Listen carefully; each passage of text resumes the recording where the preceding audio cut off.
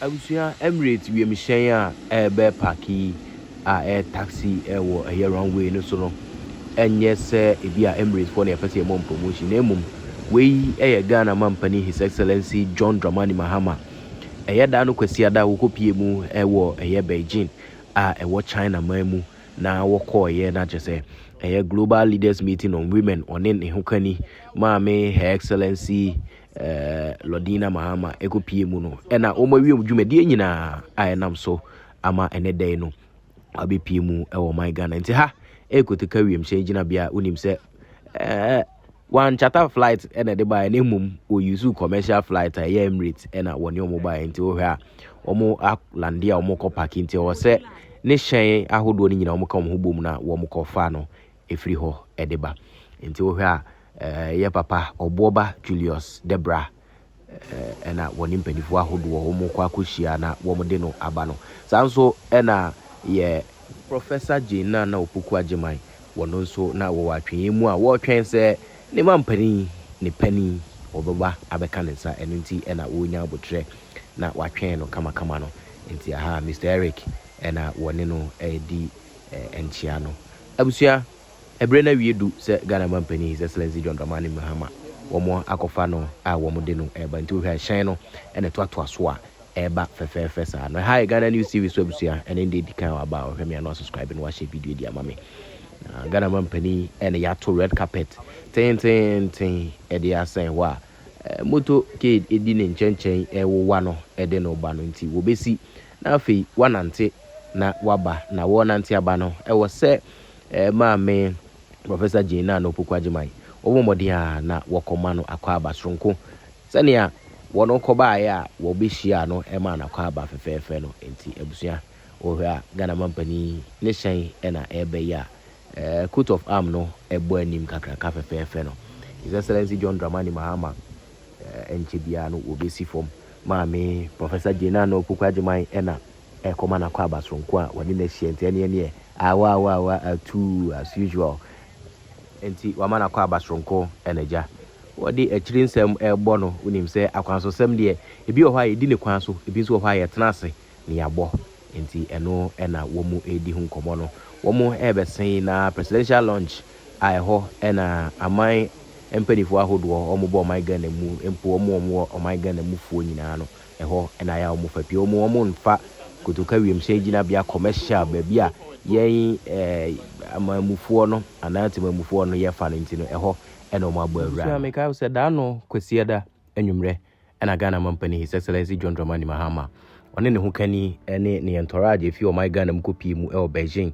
ya China wo mu ko lande ye no mu ko lande ye nso no ade a China empanifo eje o mo fe so a Ghana fo a wodim se ye de ba bia ye wo hobi China nso Ghana fo wo hobi bri enam so mo nyina eji twi trada ebe bo dompem wo eye Beijing eje Ghana mampani His Excellency John Dramani Mahama ne ho kani maame Her Excellency Lodina Mahama na eyefe na eye nika na eho no na chese wo mu de dwubadi a enu ntie nam so emom kopie mu ewo ho no ebe hye so enu nti no omo escort him fefefe e de omo ko bia wo mo be ko no makwaje o mahome na nyame adom a de kye no wo ma hye wo mu dwumadi ase enti wo hwe a Ghana mampani ena wote tetifo ka wo mo ye kama na wo si form na wo hia eye o mampani a wo China ye Xi Jinping na wo Ghana fo no edom kiton placards o mo woso wo mo franka e de akire fe ye o mo fe ene anigi a wo mo ani age na wo mo di receive Ghana mampani His Excellency John Dramani Mahama busia mampani ene o mo di nsa so wie no ene ja wo koje na home a nyame ya adom e ma de kye no wo mo ekopie mu na wo mo eko ye o mo bilateral meeting President His Excellency Xi Jinping wono ene China mampani ene one Ghana mampani His Excellency John Dramani Mahama wo mo kodi ahia mu na wo mo de wo mo meeting akohyehyɛ sosoronko na meeting ni mu no ebeto odwa sɛ Ghana mampani eyade a China ban no ayese 200 million China for sika era chese wo mo de beso yasene na road constructions ahodo yetimi aye awie sanso and a year market ahodoa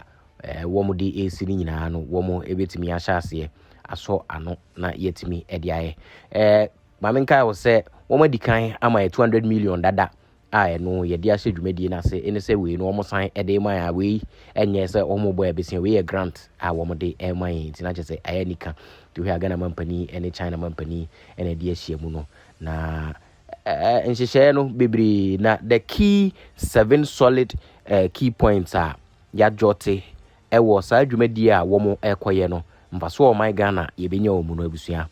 Ghana News TV nhyehyɛ ni nyina ma ya me bebo no apo na ahyase no yeni kan ne yenkɔ ne yentie Ghana company His Excellency John Dramani Mahama ne nsɛm a wɔde to dwa ebra wɔne empanifo ne ahyia ene bia ha Ghana News TV so and when you go out China and a video ebra. My country Ghana remains steadfast in its pursuit of gender equality and the empowerment of our women.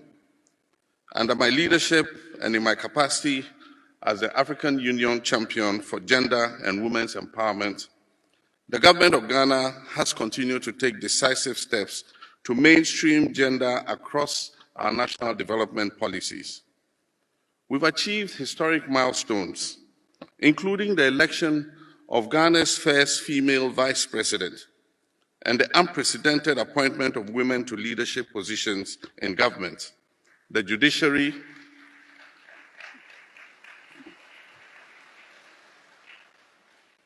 the security services, and key national institutions. These are not just symbolic gestures. They are deliberate affirmation that women deserve a seat at the table of the highest levels of decision-making. And I am confident that in the very near future, our women will break the glass ceiling and there will be a woman president of the Republic of Ghana. We had the opening ceremony and the conference for global leaders on women.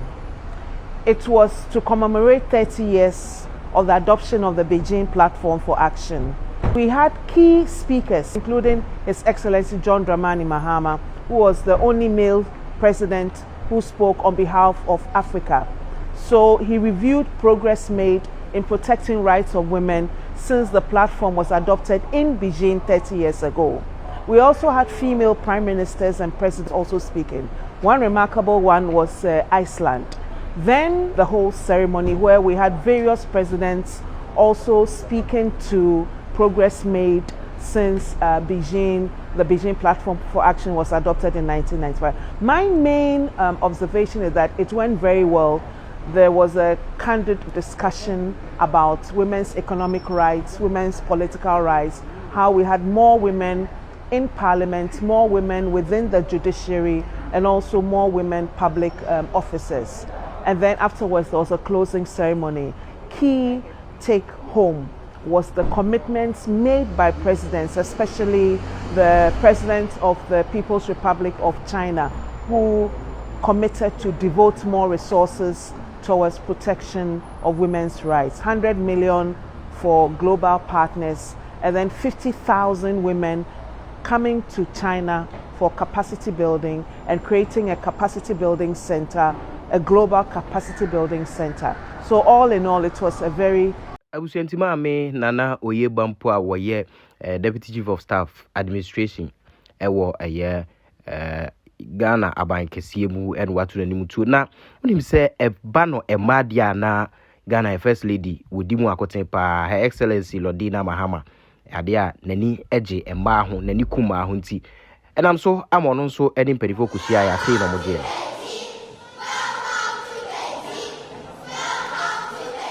Itimra na mema no edi omunkwe no na mba no nso di omunkwe nti wo hwe a First Lady of China and ono nso wadi Maame Lordina Mahama nim na wo mo kohwe exhibitions ahodo a wo mo display e wo ho no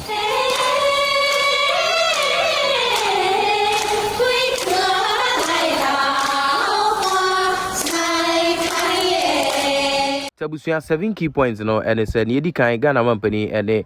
China company share no ade o maka mo tam abo no so mbehwe na environmental practices are sustainable o matimi promote na afei no illegal mining na yakoso o my Ghana mu no so o matimi aso ano and which is one more common to my apa ano na just Ghana infrastructure projects and so no almost to me ama bibia so near the kind railway systems and your gas processing plants. The big push agenda and also there one be head on my boa so na 24-hour economy and also one be so asane kama strong kwan so and which is 200 million grant and also yede amomu free China say womonfa any developmental projects ewo my Ghana mu ewo Ghana Mampani His Excellency John Dramani Mahama ni administration no ne to so nine and say sa grant yi ade a enkan no wo mu di kan ma 200 million sara I no almost say woman fancy modern ultra modern aflao market na which so China womo assign ama 200 million aka ho amana ICC and they 400 million ena womo de ama ewo afiwe nko emu